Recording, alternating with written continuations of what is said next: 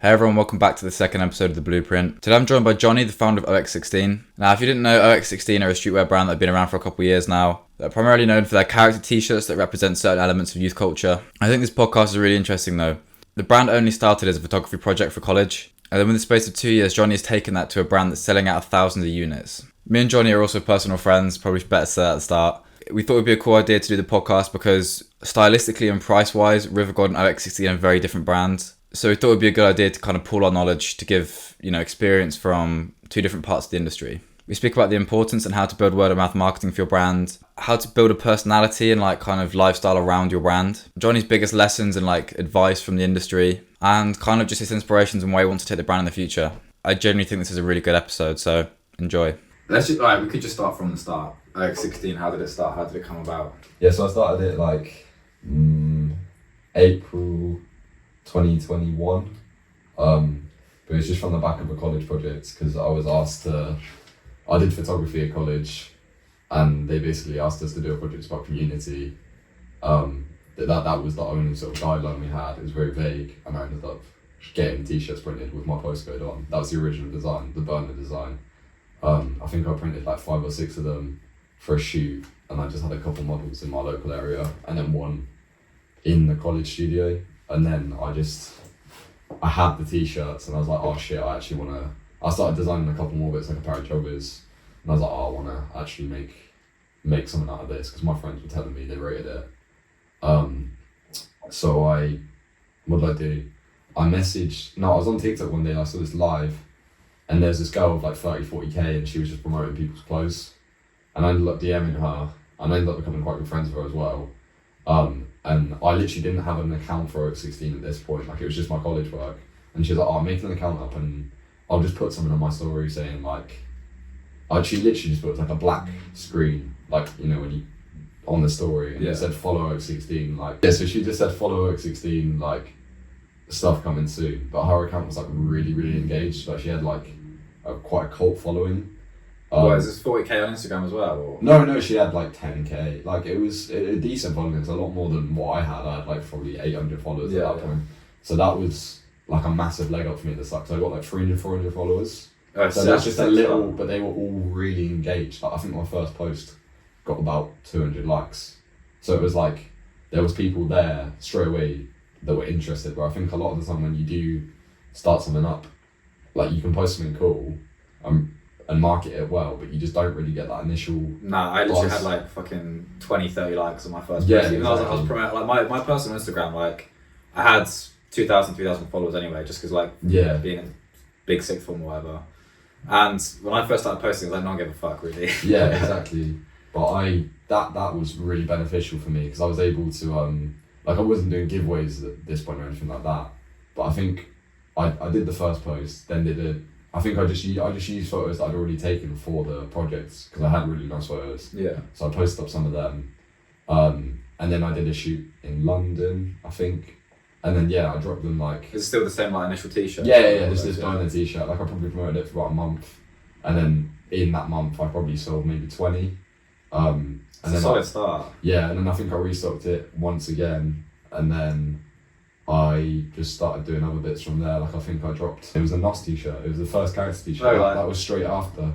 But I dropped that and I was thinking this is gonna do really well. I kind of used a TikTok sort of aesthetic when it comes to the trainees is wearing the hyper blue TNs, which were I saw them everywhere. I really wanted them.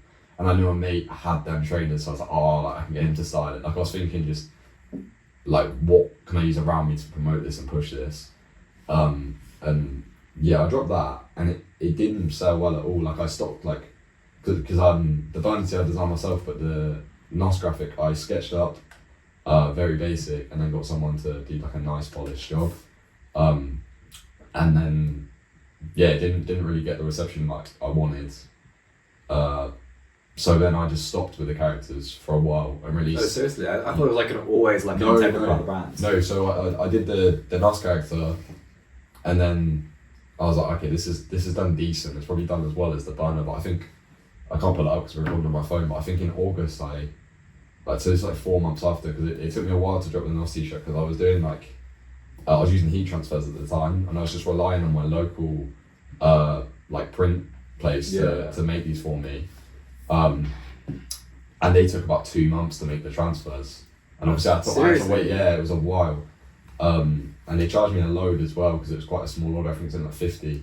But yeah, as I was saying, I think in August I got like all of 3 sales, and at one point I was selling the tees for like £14. Like I just wanted my money back, so I could release new shit. But yeah, that was a bit of a flop. And then I think, I can't remember, because I would only really drop one piece at a time, so it's hard to remember like the exact order that I dropped them in. But I think maybe it was the Marilyn t-shirt after that. The Marilyn tee, like that did pretty well. That was more like these were graphics I was just designing myself in Photoshop. That was more related to like the burners type style, just like. What was the inspiration behind that? Like just because Marilyn Monroe's fit, or like? No. So the burner design was more just like, I've not really seen someone put a face in the phone. Yeah. And I liked the fact that because initially when I was going to do the t-shirts, it was literally just going to be OX16, literally just like a simple font, just so it's like a statement thing. And then the shoot and the location would kind of tell the story for my project. But then I think I thought it was cool to place OX16 where Nokia would have been on the phone. I just thought it was a nice touch. What did you actually get on the college project you submitted it for? Like, did you get decent marks? I failed. Seriously? Yeah, I failed. I finished college and I got merit, but that project I failed because I think literally as soon as I started OX16, I had a job at Halfords before. I was earning like decent money, like a mechanic. Or I wasn't a mechanic really. I was meant to work on the shop floor, but they were like getting me to just fucking work on cars and shit because they were so understaffed. So I got a bit of money from there. Started OX16, and as soon as I started, I was like, this is what I'm gonna do.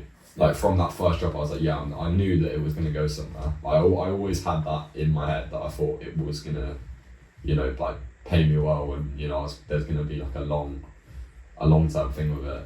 The reason my grade was so shit is because I completely, as soon as I started OX16 and got that first drop, I was like, I don't need college anymore. I was like, I'm gonna run a brand. And I was like, being at a photography college isn't going to teach me how to take pictures. Like most people in that class just did it as like an easy option. Sure. Like they like dropped out of one class because they didn't like it, so it was like, fuck it, I do photography, because it was an easy course. So I was just so focused on the brand at that point, and I thought those pictures were so good. I was like, this is gonna. But I didn't do any of the prior coursework explaining. But I think I came out of college with a decent grade. But that was actually my worst grade. It's funny you mention that, because like I've said before, like a lot of my uni assignments I do about River God as well, like a marketing strategy. Like for marketing, a module I've done on that, I'll do like a whole marketing strategy as my assignment. Get a shit grade on it when I do it in real life and it actually works. So exactly. And you're in business. And it's business degree. Like it's, I think like a lot of the actual real shit you need to know, you learn from just experience. You can't really be taught. Exactly. I think like even just like, I don't know, it might sound a bit stupid of me, but I would want to be taught business and business studies by someone who's had a successful business or currently has one, or they've sold it to someone else. Like, do you know what I mean? Like, I don't want to be educated by someone that doesn't have a successful business. That might be like, I'm not really like. No. I literally said this. So I was doing this panel talk last night, and people were asking like, what are like things that I don't like about university, like running a business alongside it, and I was saying like, when you're taught by someone who's just been an academic, that's just taught by the book. They haven't actually like. It's shit. Like, would you go to swimming lessons from a swimming teacher that's never even been in the water? Exactly. So, and you can really tell there's a real difference, because a lot of theory, like now that I've been doing this for like a year and a half, whatever, like a lot of the theory just doesn't hold up in real life. Yeah, no, exactly. Like you were saying about the girl that had like 10k on Instagram but got you loads of engagement. That's like against everything they teach you about influencer marketing at uni. It's always you need the big numbers, you need the big celebrities, you need the big like aesthetic people. But I've always found that just sending shit to people with 3 to 4k. I completely agree. Like I think as well, when you're first starting, you might not even have a product made at this point, and you're reaching out to someone. Most people, like these 200, 300k sort of influencer type people, they're not really going to want to promote something that isn't already established.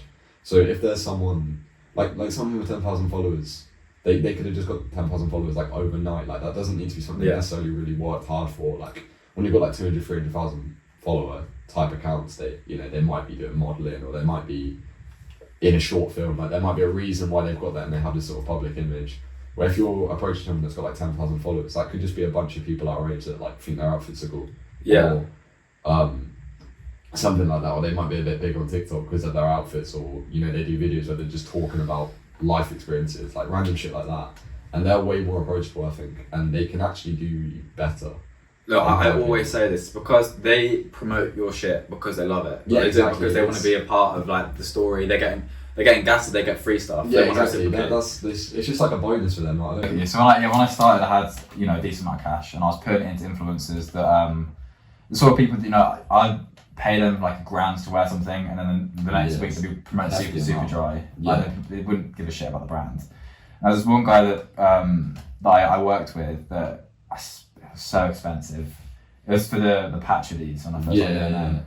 Didn't really get any sales from his content, and then like a few months later, my mate found him selling it on Depop for 20 quid. He bought it, didn't he? Yeah, I bought it. Yeah, because I was like, you know what, like I don't want people seeing that for like. So I see people selling it on eBay and stuff for like retail price now. Like that's understandable. Like they want their money back or whatever. But 20 quid is just a joke. Yeah, especially why would you not just keep it for 20 quid? Like it's like a £100+ project. Yeah, it was at the time it was like 120 I was selling them for, and like yeah, and like he sent like obviously like each hoodie comes with three different patches. Well, and he had all the patches as well. No, like, he just sent me like one like 2 different sets with one of each set. So I don't know what the hell he did with the other patches. Maybe just threw them away or something. Oh, he sent them back to you? Yeah, well, when I bought them. Oh, okay. yeah, like.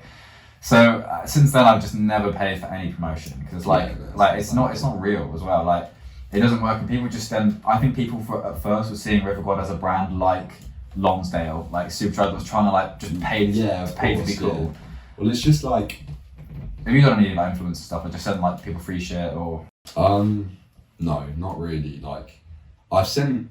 So we're in Leamington right now, aren't we? Like, I had a mate who had like same sort of following, like 10-15k, but Leamington's quite local to where I'm from. Like OX16 is Banbury, which is a town like 20 minutes away from the train on the train. So I wanted to just sort of get it. I wanted to kind of strengthen it in my community because it's like it's called OX16, so that's such a big thing in your town to get behind. Like there's not a massive fucking population in my town. Do you have like a big local following? Like do you get many sales from OX16? Not really, not at all. Like my mum would be like, oh Johnny, I just saw someone in Banbury wearing your stuff, and I'm like, yeah, it'll be one of my mates, mum. Yeah. Like no one in Banbury buys it, and I'm okay with that. But at the that same surprised time, me, I expected it to be like a lot of people. There've been a couple. It's mainly like in fucking Oxfordshire, like it like Oxford. Like my mate went to a rave the other day, and he saw 3 people wearing it. Oh, sick. And someone came up to him because he's like Ben. He models for OX16 all the time. And they were like, oh, do you own it? Blah, blah. And I'll get messages all the time. Like someone was like, oh, I saw it in the fucking Isle of Wight. It's like, so yeah, like I've befriended the guy now. Like a guy literally round the corner from my house bought a tracksuit for like 120 quid. Do you know it was you? Like no, we didn't know each other. I had no idea who this guy was, but he was the sound guy. His name's Tom. But like, yeah, he was a really cool guy. Like I just came and delivered it to him, and then I think when I was doing the shoot for the bags, like he came and like he's quite tall, like held up all the lighting and stuff. He's just a sound guy. Yeah, but people, like there are a lot of people in my town that share it and stuff. But I think I don't know what it is. I think maybe if you're from Banbury and you're wearing your postcode on your chest, I think that could be seen as a bit tacky maybe. Like to anyone else, like there's still so many people that don't know that OX16 is just my postcode. Like there's no like meaning to it. I mean there's a meaning because it's rooted from a college project. Yeah. And that was sort of, that had some value. But right now, like that's all it is. It's just the postcode. There's no like sort of fucking alter ego cryptic. to it. No. So I think if you're from Banbury, you know it's your postcode. But to anywhere else, you might know it's a postcode, but who cares? Because it sounds cool. Like I reckon it's one of them things though, where like if the brand is still going like strength to strength, like in 5 years, everyone from Banbury's going to want to wear it then. Cause it's like the blood pride of Banbury kind of shit. I think I'm kind of getting that now. To be fair, like I think people in general, they're not massively into fashion where I'm from. Yeah. And a lot of people, like, not that they don't want to see you do well, but they aren't massively, like, supportive. I know what you mean. Like, and it was literally named after their postcode. I thought it would be something that people would really get behind, and so some people definitely did. But overall, like, no one really cares. But I'm okay with that, to be honest. Like, my demographic's probably mainly from London, and I get a lot of orders from Birmingham, actually. Really? Yeah, I'll probably get a couple of orders from Birmingham a day, like, when I'm, like, actually getting sales, like, the majority of them from Birmingham. And, like, if I was to check it on my phone, like, the following, it'd be, like, London, Bristol, Birmingham, Liverpool, like, it's... Yeah, mine's like majority London as well. Yeah, it's everywhere. But I get a lot from Leicester as well, weirdly. I don't know why Leicester, like, and I'm always, because I go out there quite a lot with my mates at uni, and I always think, oh, like, am I going to run into someone wearing it? But it's not. Yeah, I think my best bet to see someone wearing it would be in Oxford, because it's the smallest city, like, closest to me, and there's probably about a couple hundred orders there for sure. So, but I'm yet to see someone wearing it. It's the same with yous. Yeah, you've seen people wearing it. So I'm from Banbury, and I live Banbury's pretty small anyway. But I just live in a small estate near, and this would be the last place you'd see someone wearing a luxury fashion brand. Like, people don't really give a fuck what they wear. They just wear what's comfy. Yeah. And then I just saw this kid, like, with his headphones in, like, completely minding his own business, and I literally, like, stood, like, blocked his path and was like, hey, I know the guy that owns that, and he was, like, shitting himself at first, because I was like, why is this random guy stopping me? But I literally, like, went like this on his t-shirt. I was like, I know you grabbed his yeah, bro, I was so gassed. But yeah, I get people telling me all the time that they've seen people wear it, and I'm like, why am I not seeing people wear it? Yeah, I get that all the time. So my mates, especially when they're out in London or whatever, they're like, I get people ask me where my hoodie's from, and they're like, oh, I see people wearing River God all the time, and it's like, fuck. Like, yeah, exactly. Like, I was in Banbury the other day. I live. Yeah. I was in town the other day, and I was literally just in Subway with my friend, and a couple of kids just recognised my tattoo and was like, oh, I follow that brand, and I was like, they was like, why do you have a tattoo on you? I was like, I own it. And they were gassed, but they don't. Anyone I meet that follows it, they don't.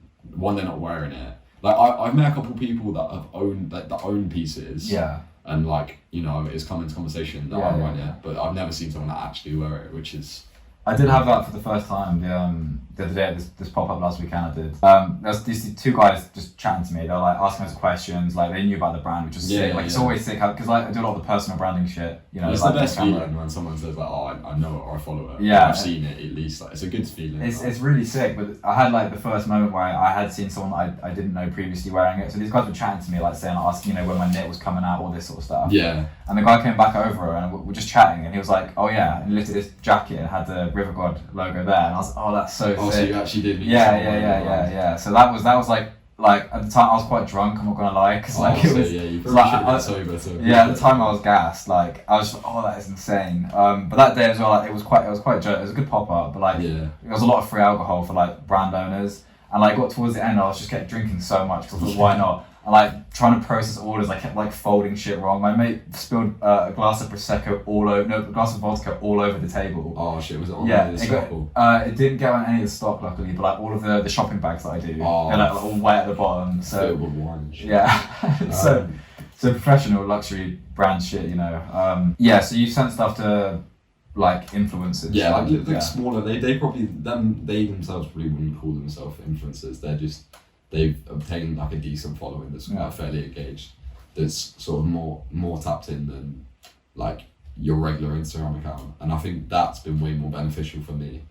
But I just want to say as well, like, I think like say if you're sending something to someone, like, yeah, that's all well and good, and it can, you know, gain you a fair few followers and a fair few sales, but what I found is just giving pieces to your mates that are out and about a lot is really effective. Like, no one's going to want to promote your brand more than one of your best mates. Like, if they get a question about the t-shirt, they'll probably go up to people and say like, oh yeah, do you rate this t-shirt? Like, this is my mate's brand. Yeah, my mate's the same. Yeah, Like that probably is the best form of promotion because it's like a walking and talking billboard. Yeah, Do you know for what I sure. mean? Yeah, like word of mouth marketing, especially in fashion, is fucking huge, man. Yeah, exactly. I'm gonna say as well, like, what's funny? So I'm just gonna admit, like, so like we're mates, right? Yeah. Like on like a night out that we had together, I remember I was going around, you were just showing everyone your brand, chatting and getting that spark course, flowing. especially when I've had a drink in me. Like that's probably the first. I'll be like, yeah, my name. If someone asks me for my Instagram, like.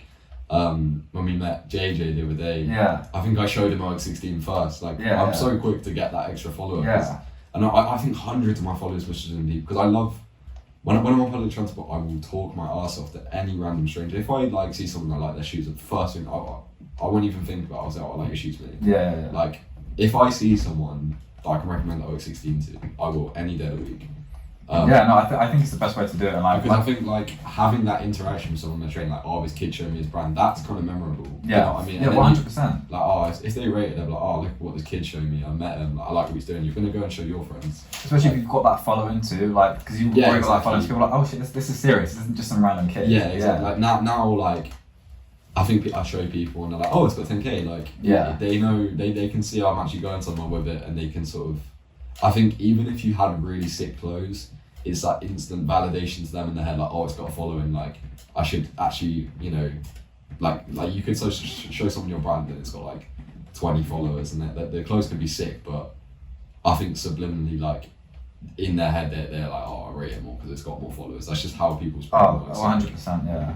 I think if you had a brand with like 500k and you showed someone, you'd just be like, oh, well, this guy's just flexing, isn't he? Yeah. But when you've got like 10k, it's like, oh, this is just something. But if you've got like 200, people are like, oh, I just don't give a fuck. Like it's weird, but I think it's like a tipping point. I don't know what it would be, but like say if Clint was to show some random lady on the train his brand, she'd probably already seen it. Yeah. Or like her son's. You know what I mean? Like she'd just be like, why are you showing me this? Yeah. Like you're just bragging at this point. But like I think if me or you used to show, especially you, like, and you show someone the patches, like they're like, oh fuck, like that's gonna be really memorable. Like that yours would probably be a really distinctive. Well, that's what I used to do. Like when right as I launched, this was September 2021. Whenever I used to go clubbing, I'd wear like cargos and just fill the pockets with like bottle openers and lighters. Wear my hoodies to the club, and I'd be like, go to people like in the smoking area, fucking Prism in Birmingham. I imagine though, like some fucking drunk guy, and you show him. Yeah, the reactions are always so funny. He must be so baffled. Yeah, so a lot of people were like really fuck with it, but then you got the guys that were like, you know, like some people that don't want to. They're like, oh, that's like that's fucking wet. Like, yeah. But then they still take the bottle openers and shit. Yeah. But like trying to get into clubs with like the metal detectors and stuff with like loads of bottle openers, they were always like, what are you doing? I was like, they'd always be calm. I give them a bottle opener, like the bouncers, like, I give them one. They'd be like, I'm just doing this to my brand. They're like, okay, go in, that's fine. Yeah, I think they should like.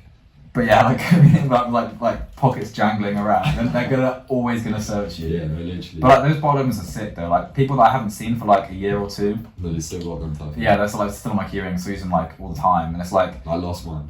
Yeah, I'll give you another one. Yeah. But like it's like the idea behind doing them was like, you know, if you're at a party and you're opening bottles and you're always seeing a River God logo, like you're gonna associate it. It's the same mistake as on a phone case, like. And it's a weird name. Like River God is a weird name. Yeah, you're like, what is that? Because you don't even know if that's a brand at that point. Like a clothing brand, sorry, like. You don't know what it is. Yeah, exactly. Yeah. But it's not like gonna call it River God apparel. That's something that eyes. The first inspiration with the character t-shirts, like. Because it's quite different. I don't see many other brands doing that kind of thing. Well, I do now that you've like been blowing up with them. But like the first t-shirt, like, how'd that come about? It was just a friend of mine, and we were speaking about like nitrogen oxide, because that's what the first t-shirt, like the inspiration is behind that. Yeah. And obviously like we go to raves and like free parties and stuff, and it's just quite memorable seeing people like fucking inhaling balloons. Yeah, but got a balloon at that. Yeah, exactly. But like you can get the big fuck off canisters of nitrogen oxide, and that they give people those in hospital. Yeah. As pain relief, and like I know of people that would steal them, and just set like they'd take the massive bottle to a free party or a rave, and they'd just make thousands selling them. Yeah. So then, like obviously you associate it's just a dealer selling the balloons. But we kind of got the gimmick of it being a doctor because the bottles are from the hospital, and it was either going to be a chef because people use nitrogen oxide, like smart whips Yeah, for smart baking whip, and yeah, for yeah. icing. Yeah. But I did end up doing a smart whip character like down the line, but the doctor was just from the fact that the bottles were from the hospital. And I just thought it'd be a weird sort of contrast type thing. Yeah, no, for sure. It definitely stands out. Like when you first did them, was it like you knew you were gonna like be doing more, or was it just that one? Well, I think I intended to, but then I didn't get the love I was expecting. Yeah. Like, I thought it was a really out there design. Like People love it now. Yeah, they love it. Yeah, I've gone to restock NOS and I get. Well, NOS is now my whole brand. And I've seen people reselling it on Depop, Yeah, like 45 exactly. quid, 50 quid. Well, if you look at the tracksuit, the hoodie I'm releasing has got the NOS head all over it. So this is the head from that first character. That's always been my favourite graphic I've released. Yeah. And I always knew it had potential, but I just don't think I released it at the right time or marketed it well enough. Because I was not on TikTok at that point, and I think, like, my intention for that was, people that, like, I was watching TikTok and being like, I'm going to give them these trainers because that's what I see people on TikTok wearing, but I never put the t-shirt on TikTok. Yeah. So I should have got them trainers, styled it with that t-shirt and whacked it up there, because that would have been perfect. You know, that strategy and everything, Yeah. it's like what luxury brands actually do as well. Like, you know, like Represent, Joyce Yeah. and that. What I saw in a podcast, they said that like what they do, they look at what their followers are wearing. Like if you're wearing a Represent jumper, if you're wearing Air Forces, they'll make a luxury pair of Air Forces and then sell that on the same platform. Yeah, of course, That kind of Or even just styling the models with what you think your target audience is going to wear. Yeah. But yeah, with the characters, so I dropped the NOS one. It didn't really get the love I expected it to, but thinking about it now is because I didn't market it properly. Actually, here's a good question that I just thought of. So like, how important do you think in like lookbook shoots or like studio shots, how important the rest of the outfit is compared to your piece? I think. Do you think it makes a difference? Well, I think it can go two ways, to be fair. Like, I think it's more about the proportions of the clothing they're wearing as opposed to branding. Like, because I remember I did a shoot for the beanies in the studio and it's just a white backdrop and my mate's wearing like my Stony hoodie, but it's got a big fuck off Stony badge and then the product I'm trying to sell, which looks awful thinking about it now. Like, I thought that's sick, like, Stone Island, cool brand with the beanie. Yeah. But I try to not have any branding in at all. Like, even when I did the shoot for these hoodies, my mate wanted to wear, he had a white tee on, it was a Dime t-shirt, and he wanted to wear it slightly unzipped. You couldn't even see the Dime logo, but I was like, look, I don't want any other branding other than my branding. Like, what about trainers though? I think trainers are different, to be fair. But even so, like, I wouldn't want someone wearing a pair of like fucking, what do you call it, like the Thunder Jordan 4, like, do you know what I mean? Yeah. I think, like, I ideally, like, if I was getting someone to model wearing like branded trainers, it'd be like a very classic silhouette as opposed to like a new pair of trainers. Because I think, like, say if you've got the latest pair of fucking, I don't know, Jordans for instance, I just think that's, I don't know what it is about it, but I just don't really think that's the best way to go about it. I think maybe, like, I know you're dropping a really nice piece and you style it with like some fucking Sambas or like, you know, something that's been known for years as opposed timeless. to a timeless piece, exactly. Like that would probably be the approach. It's an interesting point. Like, I'm the complete opposite with River Gods, because like trying to break into a market with expensive clothes, like people need to see it being worn with off-white trainers or Balenciagas. If I put it with wearing like plimsolls or something, like, people aren't going to respect the t-shirt then, but because your stuff's like classic street shit, like it's proper like culture. Like I think I mean, you like pair of superstars, you can't like. Yeah, exactly. I just think like, because my demographic isn't necessarily like people that would wear luxury items. Like, I can imagine someone from like a typical like consumer of my brand having like a few pairs of Air Max. Like, well, I noticed you did as well. Like, what I thought was smart when you did the shoot with like, you had like an Arc'teryx jacket with the piece as well. Yeah, Arc'teryx was big on TikTok. See, that was huge at the time. Yeah. And see, I should have got it all on TikTok, like the photos and everything. Was that you were on TikTok? No, I think I maybe, but I didn't have to use it. I might have made like one or two. Yeah. But so the Arc'teryx matched the colours of the top. Yeah. It was, you know, like I did, and I think he was wearing like the Skepta tailwinds. Like at that point, like I had a different view on like the latest shoot. I was just like all the latest branding, everything that people rate. But I remember because it's Joey that modelled, and he He's really good mates with Gully Galio. Like Oh, they're like best friends. And I saw him in Marylebone once. Sorry, yeah, no, I think I've met him a couple of times because his Joey's friend is events. I don't know if you've seen Homebase. Homebase? Yeah, not the hardware store. Homebase, like drum and bass. Oh, like no, they drive around and like they've got the branding of like Homebase, the store, like the green. Yeah, that's cool. They're big up to them. They do sick events. But I met him there a couple of times. But because Joey knew him, I always wanted to like send a piece to Leo. But at that point, I'd released like 2 t-shirts. I think like if you look at his like style when he first. I thought that back then. Like, that's what Joey was saying to me as well. Like he's got this sort of like street style like. But now it's all like Burberry full sets and like Gucci like blazers and stuff. I knew it was unrealistic. Like he's literally boys with like Tyler the Creator. Like I do you know what I mean? Realistic. If you could get any like rappers wearing it, like who'd you like go to be?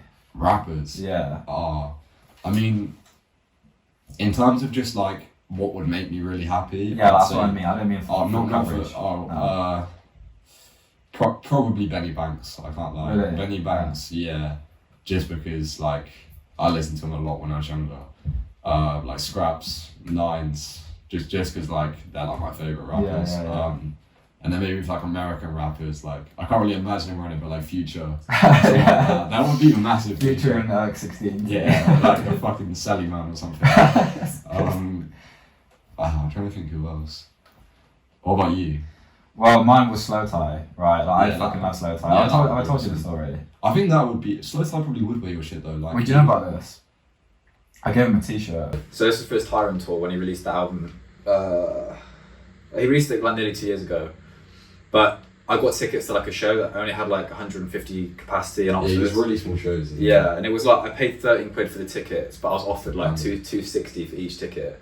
Gone for me and my mate. Like people were really trying to get to the show, but I was like, I'm just gonna go anyway. Yeah. And this was the day that it was on. Was the day that my first bulk order arrived from Turkey of my orders. Like literally, had just taken it out of the lorry, grabbed a t-shirt, went straight to the show, and we were in the queue to go. Me and my mate, and so this guy was just walking towards the queue, and I was like, I really recognised him. Like, oh shit, that is fucking Slow Tie. Yeah. Like, and I've been a massive fan of him for years. Like, I've seen him twice at Reading. Like, I've got like his albums on vinyl and shit. Like, I'm just a big fan of him.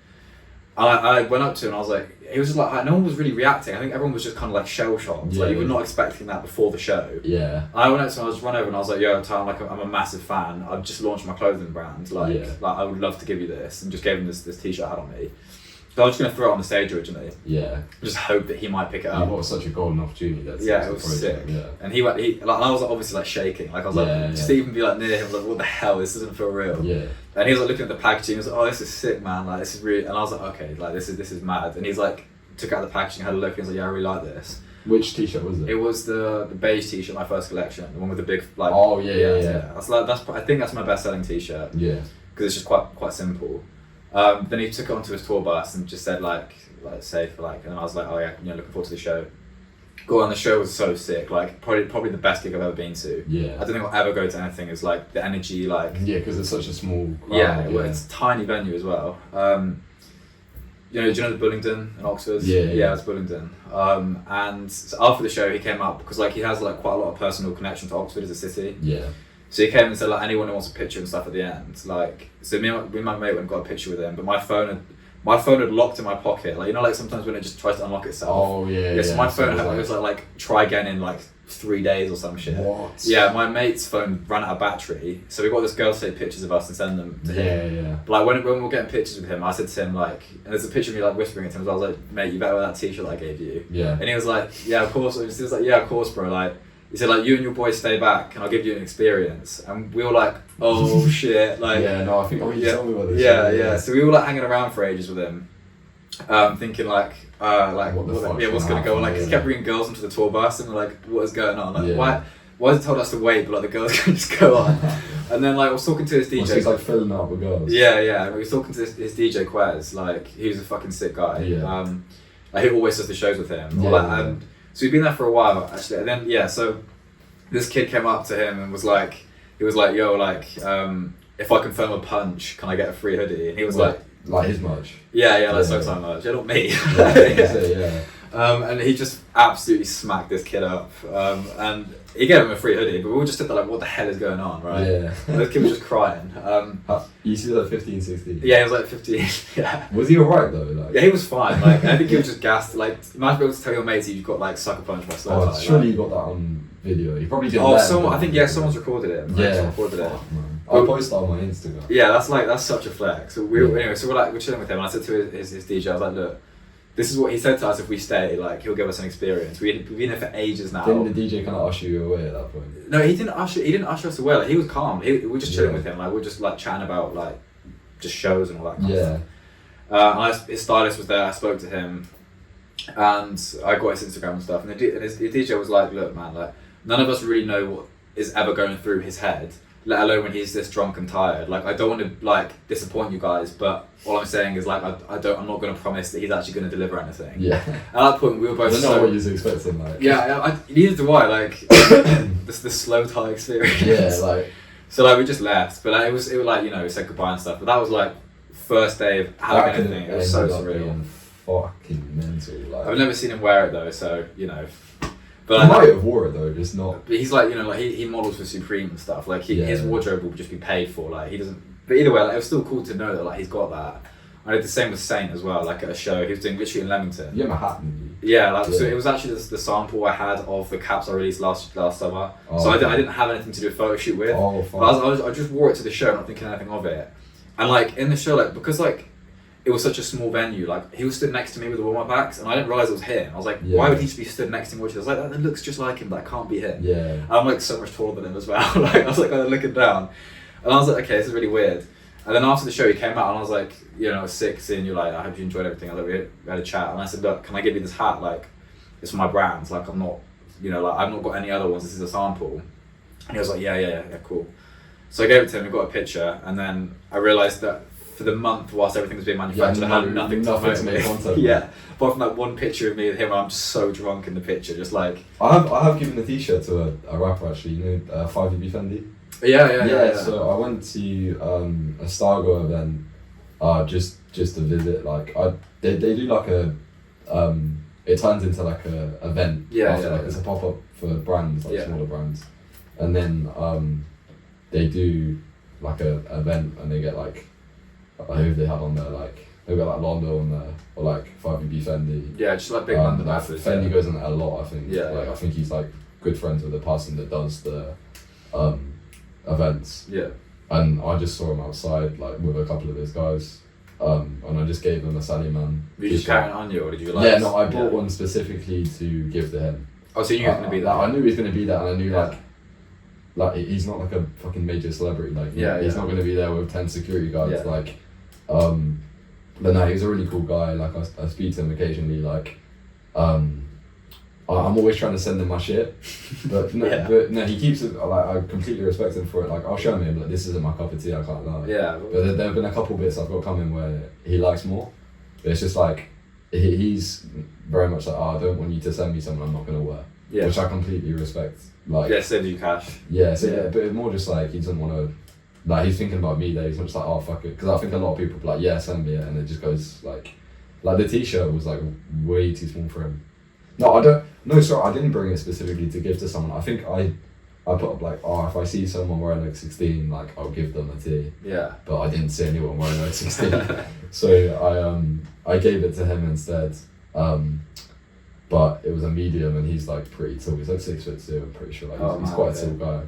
So he just gave it to one of his boys. Alright, cool. So let's go back to character T-shirts. Yeah. So the Dr. Nos one was the first one you did. Yeah. So how did you follow up? I followed up with beanies. No, I'll tell you what I dropped after that. I dropped joggers that I made myself with Vine. So the tees I used to make up until I can't remember when I switched to a factory in Oxford that just print my T-shirts for me. I used to make them all myself. So I'd order the blanks in and just do it with a vinyl heat transfer. So the quality of them wasn't. Did you iron them, or did you have like an actual like? Yeah, no, so it'd be a heat press. Yeah. But heat presses aren't expensive. Like I still don't frown upon them now. Like they're a good way to start. 150 quid. Yeah, it was about like 150 quid from Amazon. Yeah. So yeah, I was making the character tees with that for a while. But yeah, no. So I released Nos, then I did, this was probably my biggest drop at the time. I released the joggers I made myself with restocking the burner tees, so it's the burner joggers, burner tees. Yeah. I still get a lot of love on the burner joggers, like, really? it's literally just the phone. I know. And then, because I think that was kind of what I was going for at the start. I was thinking like, oh, I've done this nasty t-shirt, it's like a one-off, but I'm mainly going to do like the O as the phone, and then X16. And then I released, I think Halloween time, I released another character, but it didn't really have any of the references like that I wanted to. I did a clown, which was cool. Was that for like Halloween? Yeah, it was like a clown, and it had like juggling balls saying OX16. You probably really rate the graphic, to be fair. It was a nice graphic. Yeah. But yeah, that didn't land well at all. And then I released the Takeover tee, which is, that's got a bit of a mad story behind it. Like, there was a BMW stolen in my area that my brother ended up buying, a BMW E30. And then we, so I did a t-shirt with a BMW E30 on, with like the OX16 plate and stuff. And then I did a shoot with the same BMW that was stolen on the tee. Are we cool to leave this in? Yeah, it's cool, so, yeah. I'm not like incriminating myself too much. But yeah, that I did that. So I was trying to like keep the t-shirt designs kind of authentic. Like, obviously not all of them are, like, I'm not a phone with arms and legs, like, you know what I mean? Like, so yeah, I did them, and then the first, so yeah, Sally Man, that was the character I dropped. That I see, this was where I really realised TikTok was like, wow, this is like, you don't need to have many followers on TikTok. If you get in the algorithm, get on the For You page, you can really get a lot of traction. Game changer. Yeah. So I was probably on maybe 2K, and I dropped Sally Man. TikTok got 10K likes. That's my most liked TikTok, and 10K likes is not a lot for TikTok. No. But that gained me maybe 2,000 followers just from that TikTok. So I was like, fuck, I've got 4K. But that happened quickly. I'm still not. That was the quickest I've ever grown. Like, I'm a bit of a standstill at the moment, in honesty. But yes, I dropped Sally Man. That sold out. I think I then did the Winston tee for the Queen Duke. I really like that one. I think that's so sick. So it was just like, everything was trying to be like kind of current. And then I did the Pyrex one, which was the chef. And then I did. Well, I think people would be interested in knowing as well, right? In Yeah. terms of the character t-shirts. So like, when you go to design them, when you have the idea for them, Yeah. like what headspace are you in? Like, what do you think? Like, okay, I mean, do you go and think I'm gonna make a character design in my head now, or does it just come to you like, oh, I'm gonna make? Oh this? no, my inspiration comes from random fucking places. So you don't sit down and be like, right, new character. No. Okay. Like, my inspiration for stuff as a whole comes from everywhere. Like, that's what I say to people. Don't look at other brands you like for inspiration. Like, that's a good place to look for inspiration. Don't get me wrong, but go to museums, man. Look at art. Look at Just walk around. Yeah, go to like fucking botanic gardens. You know what I mean? Just actually look at the way things are built. Speak to your boys. Like, just speak to them about their views on the fucking world and what they like, what they think would make a hard design. You might be like, oh, I completely disagree about that. You can take aspects from everyone and everything. Like, that's what I found. I think it was my biggest mistake, taking inspiration from other brands. Like, I spoke about it quite a lot on like my TikTok and stuff. But like, there isn't another brand that I look at that I'm like, yeah, I want to make a piece like that. There's definitely shit that I've been like, yeah, I'm gonna like, take inspiration from that. But I've never like, right, I want to make a dupe of like this and just. This is what I can't get my head around. I really don't understand it. Like, the amount of people that are like, I'm seeing loads of like Broken Planet rip-offs at the moment, which is a rip-off of CPFM, which everyone kind of knows. Yeah. I just don't get. It's just why would you, if you're putting money into your own brand, like your project, why would you just rip off completely what someone else has done? Like, I did it when I was like 15 with like Kenzo. No, of course, yeah. Not intentionally, but these ones you cannot say you're doing t-shirts with like big puff print spaceship. You can't deny there's blatant similarities. I'll tell you, like, an inspiration from one of the characters was just the bazooka tee. That was my mate got given from one of the COD games he pre-ordered, like a little soldier that was like that. Yeah. And then he would always just put a pre-roll on the top. Yeah. So like anytime we'd go out, like we'd go out to the pub or play pool, there'd just always be like one rolled up waiting for us, and it'd always be like that, Yeah. like a gun. So that sort of pose is pretty much the exact same, like on the graphic on the tee is pretty much the exact same as how that looked. Yeah, I can imagine. And then, like a lot of things I've been thinking about recently, like I've got so many graphics made that are unrelated to the characters, that the inspiration has come from so many different places. Like, I think the stuff I've currently released, it's not been too heavily inspired by much. It's just me being like, right, how can I merge like a common, like something that most teens have in common, make it cool, make it witty, like make it almost like artistic, like the t-shirt I'm releasing on the 28th, like the gun ball t-shirt, like I don't want to just do a t-shirt, I'm just slapping like a load of pills on the t-shirt, like I just want to make like it's something memorable that like, oh shit, it's in a dispenser, like that's just like a different take. It's a cool graphic as well, man. But yeah, that's what I try to do. So like, how do you know, like when, like for example, because like you know you're at a point now where you will sell like a few hundred of a piece in a couple of days. Yeah. So like so the other characters.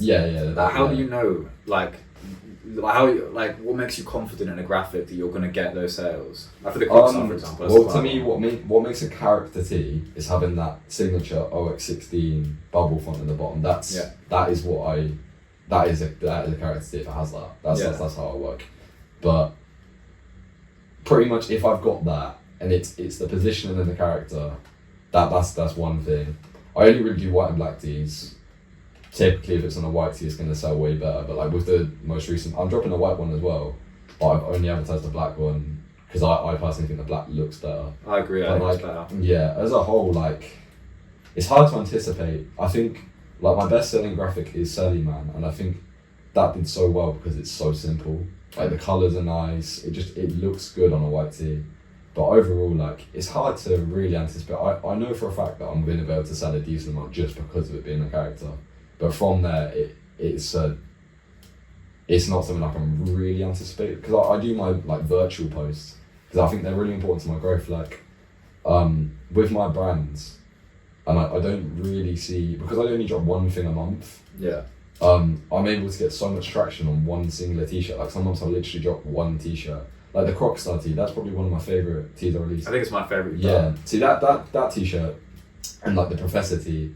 They're characters, but they don't really have drug reference. Like they're just like I'm trying to almost get the character involved with the typeface. Like on the Professor one, that's like a basin and he's like pouring liquids onto it.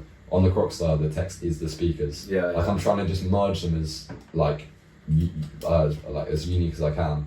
Like even like I what I love to do with my designs as well is just put subtle branding in. So you have your typeface, but then on the Crocstar, you've got the OX16 ring, but because of the angle of the t-shirt, that is the focus point because he's spinning the decks. Yeah. Or I put tattoos on my characters a lot, like Established 2022. It's branded on decks. I'm just like on Selly Man, it's got OX16 where.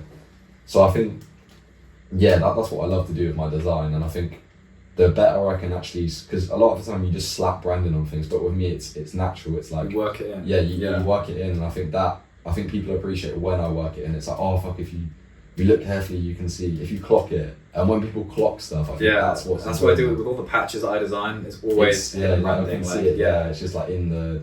So like the matrixy effect on the green ones, like it has RBG, it has my birthday as the numbers as well. Like exactly. Random shit. That's just cool stuff to do. Like because that was the thing when I first started. I didn't have any interest in doing this whole personal brand thing. Like I wanted to be like behind the scenes. Yeah. I kind of realized that so much of my designs had like loads of like personal attachment and meaning to them. You may as well get which like fuck it, we'll just film it. Exactly. Yeah. What's your favourite character you've done?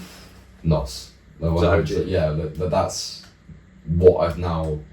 Because I love the face so much, that's what I've now turned into the whole brand. The profile photo is the OX16 logo with the NOS as the O. Like this hoodie, it's got the NOS heads all over it. If you look at the hood, it's got like that is my brand now.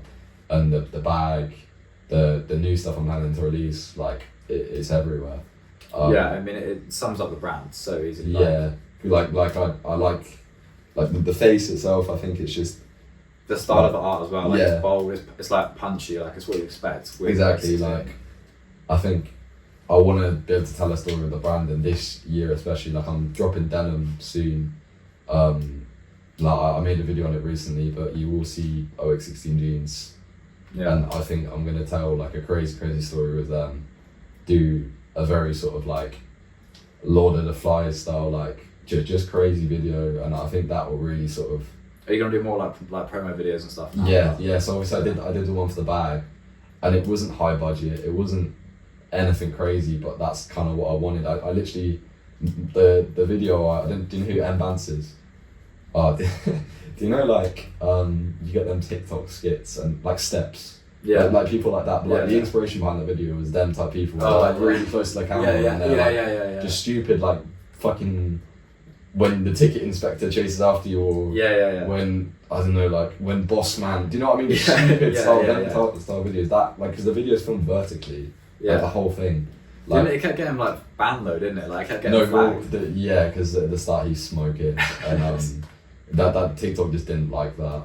But I was able to get like the chicken shop scene on TikTok. Yeah. But the video I'm dropping for the jeans will be high budget. Like it's gonna tell a story. Like I plan to have like people just wearing white like stringer vests, the jeans, and like fucking sandals are like barefoot. People going around on like little 125s on the estate, like boxing, like bare knuckle boxing, like Molotovs, like fucking smashing windows, just deranged. Like what the fuck. Yeah. So is that what you'd say like for the future then for OX16? There's going to be a lot more kind of like it's really like media and stuff like film. Yeah, 100%. Yeah, like the like. With the video, it was about showing the practical side of the bag in a funny way. Like you got the compartment to hold a pre-roll. You've got, at the end, he drops his chicken and he puts the whole strip meal in the bag. Yeah, it shows the size of it, yeah. I think with the jeans, it'll be like... durability. Pardon? Like the durability. Yeah, so they'll be on bikes and they'll be fucking getting them muddy and just like wearing them, like really wearing them, do you know what I mean?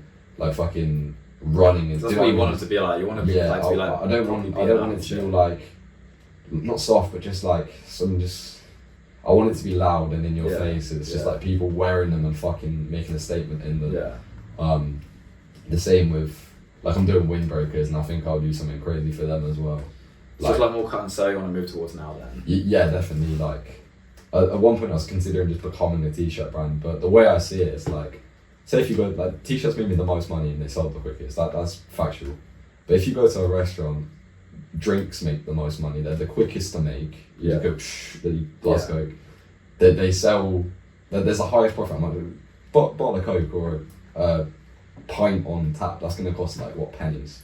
Yeah, if you don't go to a restaurant though, just... Yeah, exactly, that's what I'm saying, like, this is an analogy that I use a lot, like, I could just do t-shirts, but eventually, you're not going to just want a t-shirt. In the same way, a restaurant could just sell Coca-Cola because it makes them the most money, it's the quickest to make, there's no complication. Yeah. But people are going to start going to that restaurant like instantly. Yeah. Like, it's not a restaurant anymore, is it? The same way I'm not a brand, if I was just selling t-shirts, I'd just be like a novelty, like, oh, you get a funny t-shirt from this place. Yeah. I want to be like a collective and do a lot. And I don't think there's only so much of a story you can tell with a t-shirt. What about in-person events? Is it going to be part of the future for you? Because I think it will be a good thing. Like you could definitely fit with your brand. See, I don't know right now. I think I need, like, I kind of want my demographic to grow up with the brand because I think the audience I have now, like, there's plenty of people. Like, I have people in like their fucking 30s buying my stuff, but I think the majority are like maybe 15, 17. Yeah. Because of the colours. Because of the price point, like it's affordable, it's fun, it's teenagers wearing it's youth culture, like the way I market it, like it's going to attract like a younger audience, like inevitably. So I think if I was to do an event, I'd want it to be 18 plus. Yeah. I'd want there to be a bar. I'd want to have live music. Like I just want it to be like it's just not going to be as fun. I don't want to do some like 16 plus event. Like fuck that. Do a barbecue. Yeah, exactly. Like what am I actually meant to do? Yeah. So no, I think I'd like to wait, but I'm hoping that I'll have the same audience that are, the thing that I did recently. So those kind of events, like where it's like a collective of other brands. Would you ever want to do that, or would you want to only do it yourself, your only thing? Nah, I'd only really want to do an event by myself now, I think. But I do think Stargo is a really good platform for like smaller brands because of the traction, like you get a good few hundred people there. Yeah. And that is your golden opportunity to network. People are there to see your brand. Yeah. So people like. You might approach someone on the street and try and speak to them about that brand. They don't give a fuck, but people are there to find out about new brands. It's like they're cash ready. I think anything in person is like that, right? Like online, like for example, trying to sell like food. Like obviously, like, my stuff is a bit like more expensive. Selling a £70 t-shirt online, people just don't even think about it. Like but in person, when they're in there, when they're talking to you, when they're feeling the materials, it's kind of just like an impulse. Yeah, like, exactly. It's not like you have to like go through checkout and then wait for select your delivery options. Yeah, and then you're like, cash there. Yeah. So I think in-person events are so good for converting because people are just because it attaches the experience to it as well. The good thing about Stylego is if you buy a t-shirt from a brand there, every time you wear it, you think about the time that you're like all the performances. I don't even think they realise that they're doing that, but you're like, oh, I got it, and then on the same day I saw 5B Fendi or do you know what I mean? Like I'm the same though. Like when I go into a shop, like I sometimes I'll spend like 40-50 quid in a t-shirt, which I never do. Yeah. But I'll go into a shop and be like, the guy was really cool, and like they had a fucking pet lizard in there. Like, do you know what I mean? Like there's something like when I was in Portugal, I spent like fucking loads of money on clothes, but the guys in there were really cool. But yeah, anyway, in terms of like from your experience of running a brand that's been like really successful, essentially, what advice would you give to someone starting out? Like I said before, I think keep your friends involved. Like if you've got friends that are willing to just wear your shit about, just give it to them. Get them wearing it. Just put faces to that brand straight away. Because I think your first few hundred followers, you don't want them necessarily to be from like one sort of like TikTok or some paid advertisement. You want like a strong foundation. Like you say you've got 300 followers, but then 300 followers, like the vast majority of them will be reposting your stuff, because then you're going to get like a organic start. I think that's important. Like I said, I was really lucky to get a couple hundred followers that were really interested in what I was doing. But I don't think necessarily everyone's going to be as lucky to get that little leg up that I did. But you can easily sort of start that yourself. Like word of mouth is so important, man. Like I remember when I first started my brand, like I would get maybe 3 or 4 of my mates just wearing t-shirts. We'd go to like fucking illegal raves in London, and we'd all just be stood about, obviously, because we're there together. And then that's just football team. Yeah, literally like fucking in our uniform, like school uniform. Like that's just gonna catch people's eye. It's a talking point, and I probably got a good 50-60 followers just from that. And that was kind of the demographic I wanted from the start, was like ravers. My friends own a rave group called Homebase, and I had my mate Joey behind the decks just wearing an OX16 t-shirt, but there's like 300 people at the rave. Just tight knit community shit. Just get it in like the public eye as much as you can, because there's so many different ways you can do it that doesn't involve like loads of money. Like there'll be a friend of a friend that does something where people see it. Do you know what I mean? Like, yeah, no, I completely agree. And like in terms of like stock in your first collection, right? You know, you said that you kind of did it so you could just make it yourself. Yeah. Is that what you'd recommend to other people, or for your first drop? It's hard, man, because you can start a brand and just get loads of traction at the start, and you're kind of selling yourself short to do low stock. Like, I see brands that just come out of nowhere and they end up doing really well, but they at the start could probably sell the same amount of units that I am now. Yeah. But yeah, what I did at the start was like I print to order type thing. I had transfers ready to go. I'd get an order, I'd order in a blank to that. So say I'd have 50 heat transfers ready to go. When I'd get an order, I'd order, Dave has ordered a medium, I'd order a medium, then make it, send it out to him the next day. But like that was good. It's a good way of starting. It's a good way of starting. It means that you don't have to just anticipate like your size run, because there's obviously like a suggested size run, but you never really know what. Like you could fucking do a drop and there'd be like 10 people want an XL. Like, well, you know, like as well, like when you bought a medium off me, like it didn't feel like a medium you had in other pieces. Yeah, exactly. And some people size up and size down. Even though I have a literal size chart on the website. Yeah, I just didn't read that. No one does. No one does. Exactly. Yeah. But these days as well, like people are so into like oversized shit. Like I think maybe in like 2012, 2013, you'd buy your size. Like typically, well now it's like there'll be girls wanting to wear XL when they're like 5'3". Like I get girls buying XL hoodies from me and like. They're just like a tent on them. Yeah, exactly. That's what people rate. Like it's like named collective, kind of like insanely baggy look. Yeah, exactly. But I know. Looking back to the advice thing, like what would you say is the biggest lesson or like biggest L you've taken?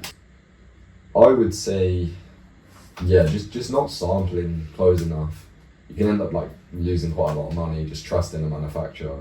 But they're just there to make money, really. Like you can go and get great manufacturers that actually care about giving you a high quality product and doing. You're not going to find them the first people you find. Yeah, like don't put all your eggs in one basket, test different manufacturers, because I've lost a fair few quid just trusting a manufacturer that isn't great. Well, the thing as well, you know, in fashion, something like 82% of all samples are rejected.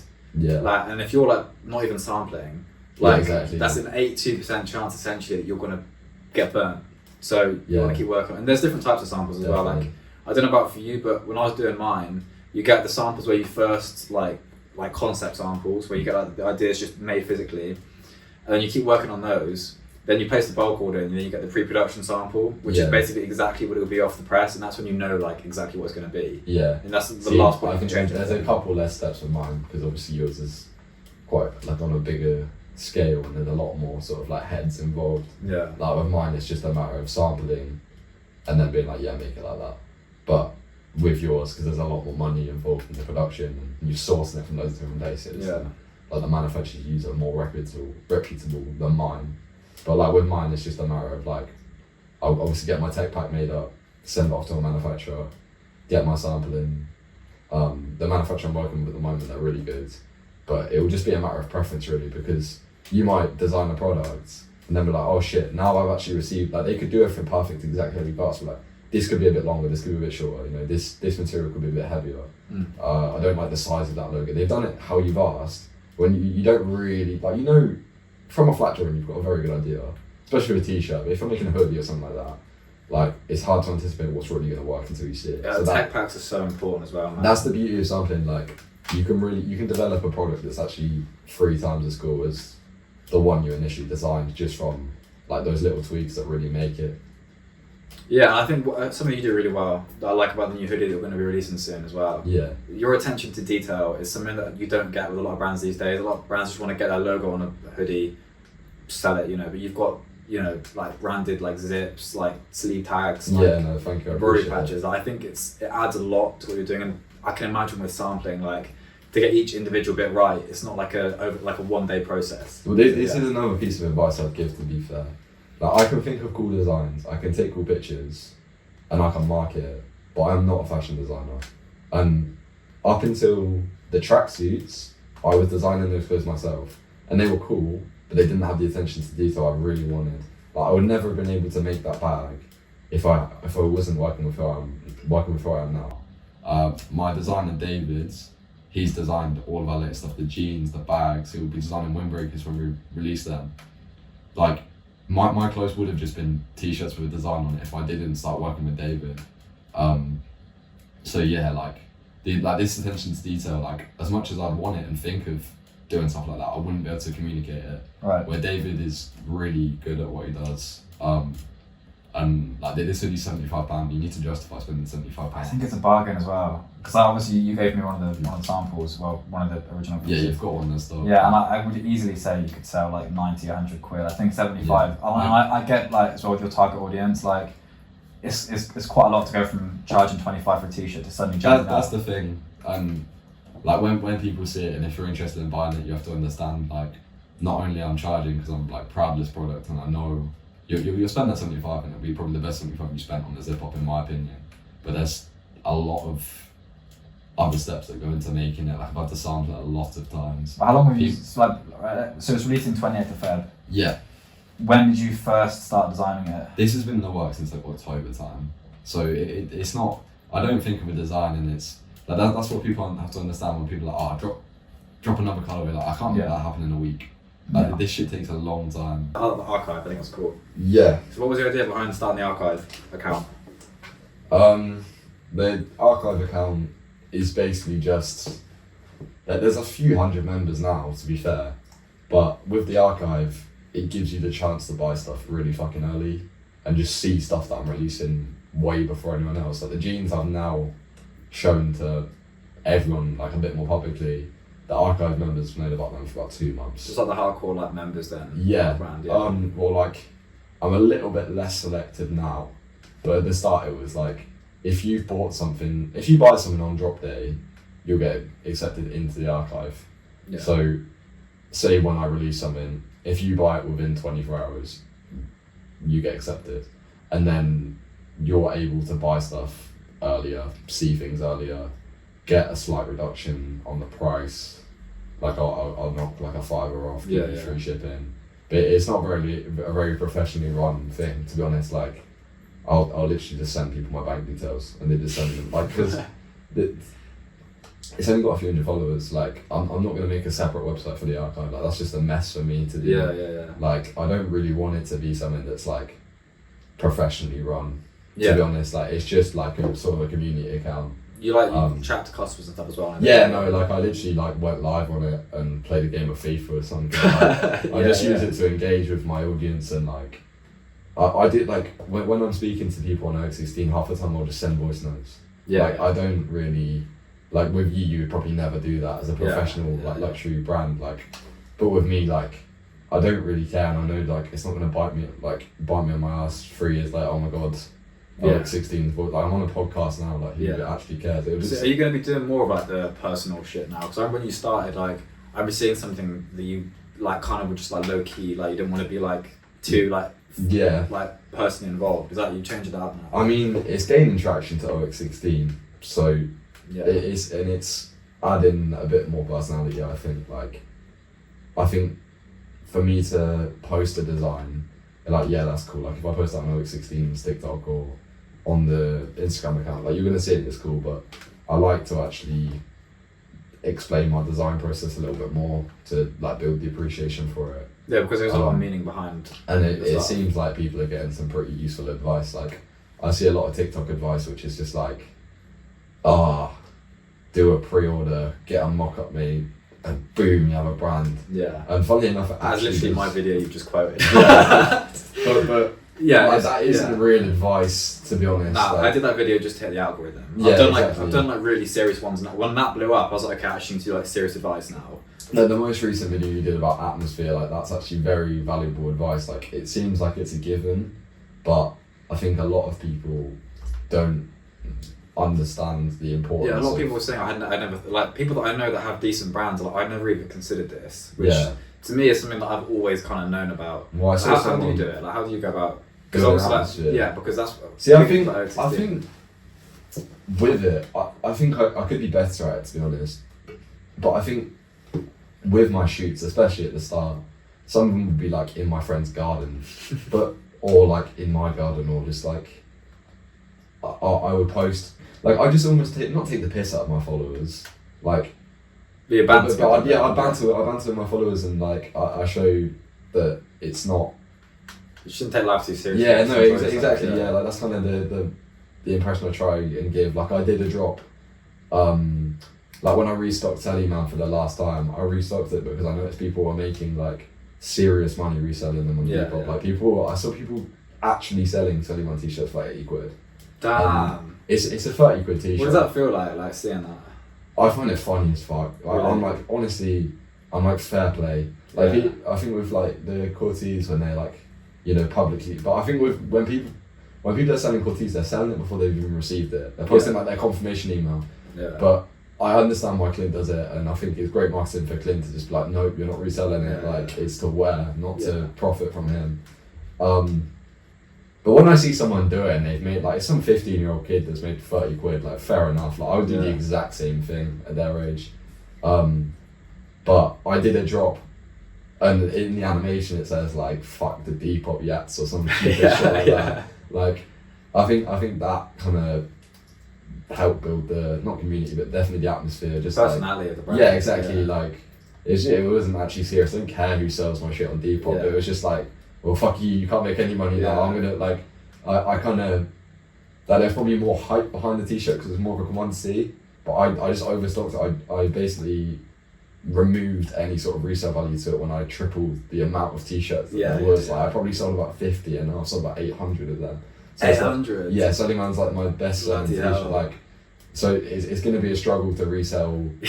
But because I haven't dropped it in so long, I've dropped so many things since then, they flew out like within a weekend. So it's just like so like in terms of like that kind of on topic though, like as well, like, I noticed like when you did all the Crocstar promotion, that was like you had people doing sets like exactly just stuff like that, like when seeing it in the right place. When I did the live, like people like, oh, this is sick. Like if you wanted that t-shirt already and then you saw someone doing a sick set wearing a graphic that's related to what he's doing. Like, yeah, just stuff like that. Like, it's not hard to do.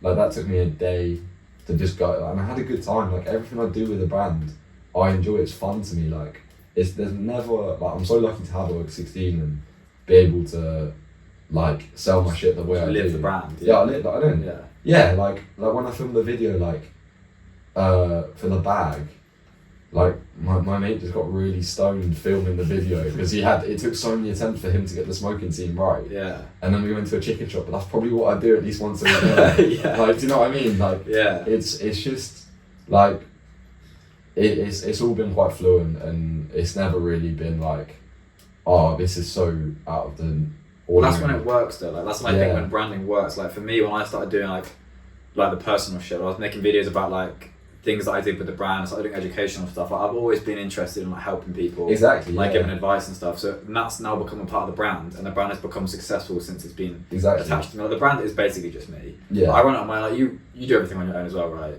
Yeah.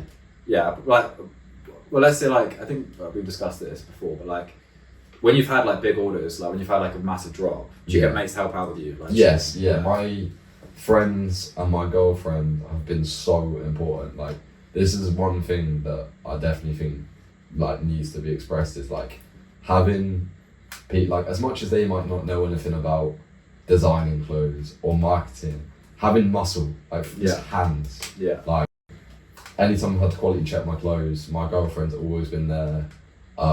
You know, just making sure everything's perfect. Like, because I don't have the eye for it sometimes. Like, when you're doing it by yourself, you miss out on things. Yeah. And yeah, my mate Max, like, just packaging. Like, when I've had a big amount of orders and I want to get them out quickly, you need the extra hands. So maybe not for design as such, or funding or photography or anything like that. That's all me. But when it comes to just getting things out, getting things moved, like, you've got to appreciate like the people around you. Yeah, bro, on this topic, like, I don't really say it enough publicly, but like when I do my pop-up events and stuff, I could not do them without like my mates letting me sleep on their sofa, like in London, like them helping me take the banners and all the bags through London. Like without that help, the brand essentially would be, the in-person shit wouldn't be possible. Exactly. Now I'm doing the parties and stuff, even just having like my mum drive me to the club to put all the banners up, like have my mates help me set up, like, you know, I don't ever, I wouldn't ever delegate the design or the marketing or anything. Yeah, no, that's your job. But you can't do it without other people. No, exactly, and especially with my shoots as well. Like, I think there's only been one time that I've kind of like when I was starting a girls account at one point. It kind of flopped. I never really went through with it. But I was gonna do like a separate account called OX16 Gal. Me and my girlfriend. We're starting that up because it was like I know nothing about like female clothing. Yeah, I know nothing about females. I know nothing about female clothing, like the proportions, and she studies fashion. So I was like, this is something we can do together, and it would just be fun. But I never went through with it. But yeah, I used like, it was a friend of a friend, like these two girls molded for me, but they weren't personal friends of mine. Yeah. But other than that, every single time I've done a shoot, it's been my boys modelling. Yeah. And just like, I wouldn't have content if it wasn't for them. Like, the hoodie I just dropped, like, me and my mate spent a day of our holiday, like, we went to Portugal to shoot it, and we just shot for a day. Yeah. Like, but otherwise I just have to like approach someone random on the street, like. I've always done my mates too for shoots. When I got like one of my best mates that I grew up with, when like we got him in fucking GQ magazine wearing my hoodie. Oh, that's crazy. Yeah, we were just like, you know what, let's just always keep him in the shoots. Like, he's not a model, he doesn't care about going into like modelling. He's just tall and good looking guy. Yeah, like, exactly, yeah. But he'll always be in the shoots just because like it's so funny to think that he's getting like my friend like used massive media attention, and he doesn't really care for that. Like, yeah, like he put it on his Tinder. Like, fair enough, though, like, fair enough. And it was like, you know, I definitely would. And like my one of my mates, like in the scholarship video that blew me up and like kind of everyone, you know, found out about the brand from, I put a picture of him wearing it in that video, but he hated the picture I put in. I didn't know he hated it. The GQ one? No, it was one of my other mates. It wasn't a GQ picture. Oh, okay. It was just from the studio, and he didn't like the picture, but I didn't know he didn't like it. And when that got viewed by like 800,000 people in one day, he was like generally saying, "Bro, please can you delete this?" I was like, "No, I can't delete it." Yeah, like And no one gives a fuck anyway. Yeah, We're watching it for the hoodies. That's so. all like in your own head, isn't it? Yeah. You said about the stickers. We'll talk about the stickers as well. So you're doing stickers now for all the characters. Yeah, well, I always did. So say I would drop the same sticker according to the character I was dropping, but a lot of people are wanting like I'm not planning on say releasing like the Pyrex t-shirt ever again, but people either want a stick, they want something off that. So like, yeah, I'm gonna be doing way more stickers and shit. Like posters as well. Yeah, posters as well that I'll sell. I doubt I'm actually gonna sell because people want me to sell sticker packs, but I think I'm just gonna include a few stickers with every t-shirt. Yeah. But yeah, no, I'm definitely gonna start selling posters just because, like, my designs are like big and vibrant. Like, I think it would be a nice addition to someone's room. Yeah, especially like the way like TikTokers, a lot of people do like their fucking like room tours and shit, which is just good promotion for me. You know what I mean? Yeah. It's a talking point when like. Have you thought about any other products you release that aren't like clothes, like that kind of thing? Have you had any other thoughts? Yeah, I would release like a pop head, like a figure. Yeah, I think that would be cool. Of yourself. Sorry, yeah, Yourself, yeah. like a self-portrait. It would be sick to get like one of your characters done, like as an actual. Yeah, that's what I want to do. Yeah. I'd probably do like the NOS head as like a, you know, the little bobblehead things. Yeah. I think that'd be sick. That'd be hard, yeah. Because it's got like a big, like the head is the like on this, so I could do something cool with that. And get some like really cool packaging for it. Okay, that's probably all we need to really talk about, like all the main points. I think what would be interesting is, like I said to Luke with Vera Culture, like in like a year's time, we'll come and do another one and kind of review like the plans you had now and whether Yeah, it that works would be or cool, not. like to see where we're at. Like, Yeah, in an actual studio, so not just my flat. Definitely, Yeah. definitely not the. We've got a drop coming soon. Yeah, on the 28th I'm releasing this hoodie as well as character t-shirt in a couple of colourways. Yeah, this will be 7 PM UK time. 28th Feb. Yeah, 28th February. Plug the socials too. Where should they follow? OX16 UK on Instagram, TikTok and Instagram. Yeah. Safe. Well, so that's probably it. Cheers, man. Yeah. Yeah.